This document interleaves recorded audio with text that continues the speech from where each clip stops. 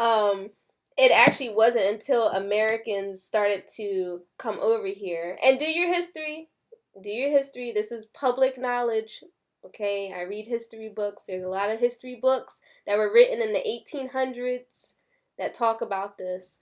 That once Americans started coming over here and Europeans and things like that, that in the 1860s, right, 1860s, 1870s, and even a little before, and they started to change their system, like you said, into a westernized society.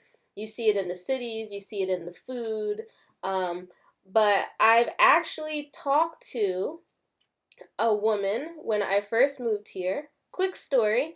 Do you remember how old she was? She was the woman we met who was alive during World War II when the bombings happened here. I think she was almost in her 90s. Yeah, she was close to 90 in great health, might I add. Great health, okay? And she could speak some English. She was studying English. She was studying English at 90, okay? She was in an English classroom because it kept her brain going, and she did other activities too. And she told us that she remembered as a child that her family, like, it was standard throughout Japan, even though they allowed meat to be eaten in the late 1860s. They got rid of the law, but still, because for generations and generations, over 1,000 years, they didn't. Many families still stuck to that. So she told us about how they didn't eat any meat. Most Japanese, she said they really just ate vegetables, and sometimes they would eat a little bit of fish. And she said it wasn't until after World War II when the Americans came over and they started eating all types of beef and chicken and pork and wild boar, as you know, as inoshishi. But she said before that, they did not eat that. It was unheard of. And I think you mentioned before that even though both Japanese and Americans eat 3 times a day, the food is different. Mm-hmm. So in America, 3 times a day for breakfast, you may have pancakes or waffles. You might have an egg, sausage for some people, or bacon for some people, which is high in fat. And then you look in Japan, breakfast for most Japanese, not all, but most Japanese is like sometimes fish and miso soup, With a little rice. With a little bit of rice. Or I've seen some eat a fruit, or some will do one piece of toast and yogurt. One piece of toast, okay? Not two, just one piece of toast. And that toast will have maybe fruit jam on it. Not any butter or anything like that. Fruit jam.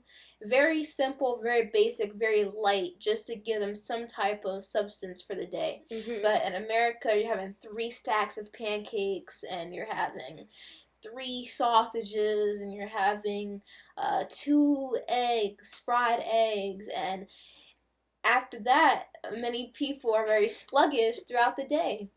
Lunch, again, in America, lunch is very big. And in Japan, for lunch, again, they might do a salad, or they may eat, like, meat and rice. But again, the portion sizes are smaller. Again, there are some people who, like you mentioned before, in Japan, who do eat a lot. But the majority, eat, very balanced meal. And then dinner, again, dinner is balanced, smaller portion sizes, but in America, dinner is big, so then you have these 3 meals that you ate. And all these meals. Meals. Yeah. A whole meal. And at the end of the night, you're very tired and sluggish, and you're not going to want to go. You don't have the energy to do anything else because you ate 3 big meals that day, and now you're lacking in energy. And in Japan, they'll eat their 3 meals, but altogether, it really wasn't that much. Yeah. I would say their 3 meals probably are equivalent to maybe 2 meals or 1.5 meals in America. Yeah, it's not comparable. Okay, so we're going to watch one more video. And this video is a foreigner. I don't know where he's from, but he does speak English.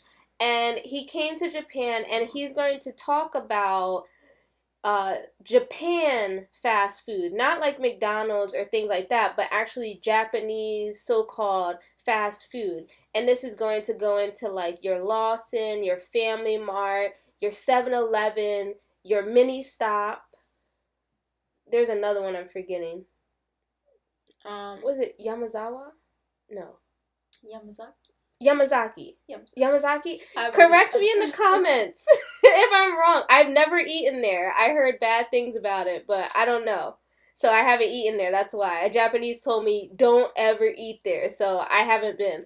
But I think it's called Yamazaki. If you eat there, no offense. But that's why I haven't gone. So we're going to watch this video real quick and see what he has to say. If you go to a 7-Eleven in Japan, you'll be shocked. If you go to a McDonald's, you'll also be shocked. This country turned fast food death restaurants into health centers. We went to a Japanese 7-Eleven and I was amazed. Hold on, I have to pause it real quick because he said something that I think is a little funny, but I actually really agree with him. That Japanese turned death restaurants into health centers. Okay, the reason why I'm laughing, if you have not been to Japan, okay, for example, let's say we're about to go out and my daughter, she may have like a little sore throat, not a cold, but just a little sore throat. Immediately, I'm going to Family Mart or Lawson or 7-Eleven and I'm getting a vitamin C shot for her to drink and a warm lemon tea. Like, it really is like a small health center. What are your thoughts? I definitely agree. You would never find that in America. They'll put on their protein drink or health shot or, these different things. But if you look at the back and you look at the ingredients, you see so much sugar put in it. It's supposed to be healthy. Well, they tell you it's healthy on the outside label, but when you actually look in the ingredients, they're putting sugar, and they even had so many recalls, or the government had to take some of those drinks, and people were suing the companies because they were lying, saying that it was healthy, but really it had sugars, and people who were diabetic were dying and things of that nature. So, yeah. Yeah, because those people were drinking them every day, thinking they're drinking something healthy. Now, don't get me wrong, some of the health shots here do have sugar, but if you compare the grams of sugar, there's only a little bit over here. There's not that much, depending on which one you buy. So, always be careful. Always check the label. All right, let's watch some more. Majority of the stuff here is healthy. It's high in protein. Everything is calorie counted. It has fresh, hot food. It has vitamins. It has salads. And it's genuinely good food for you. Even McDonald's here is healthy-ish. It has less cheese, less sauce, less sugar, and less fat. This is the big lesson here. Fast food is not always bad food. We can have healthy, fast options if we wanted to. Japan shows us it's possible. Wow. So, okay, do you have any initial thoughts from this video? I definitely agree with him. 100%, because we've lived in Japan for 6 years, so we definitely have seen that.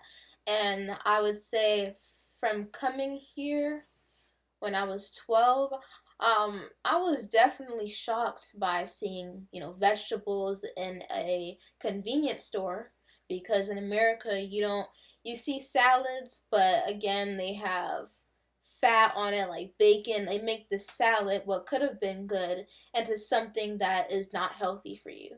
And he mentioned that in the video. So, yes. Yes. I've definitely seen that over here.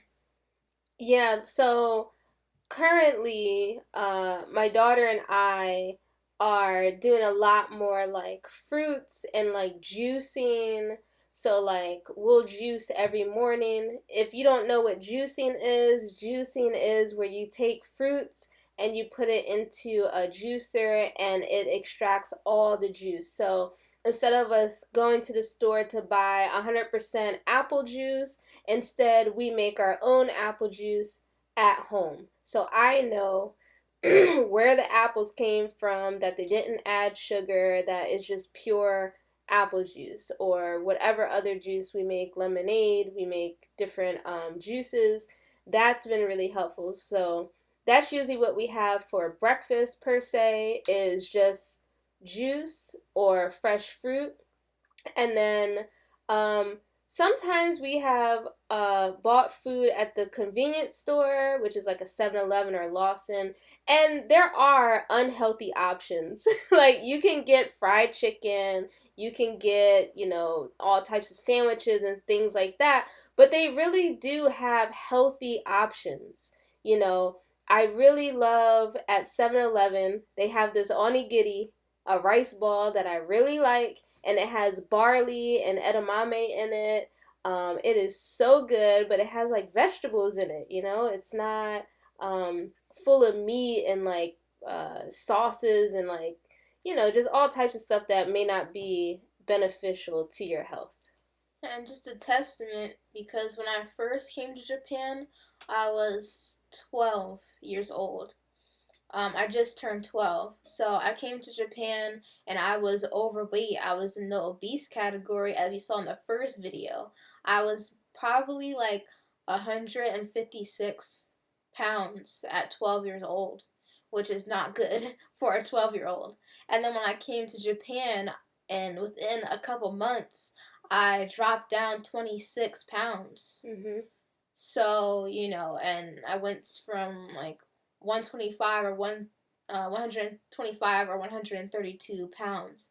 So I definitely see a difference just in eating. I was doing some working out, because here in Japan especially, they do a lot of bike riding. That's another thing with the exercise here in Japan.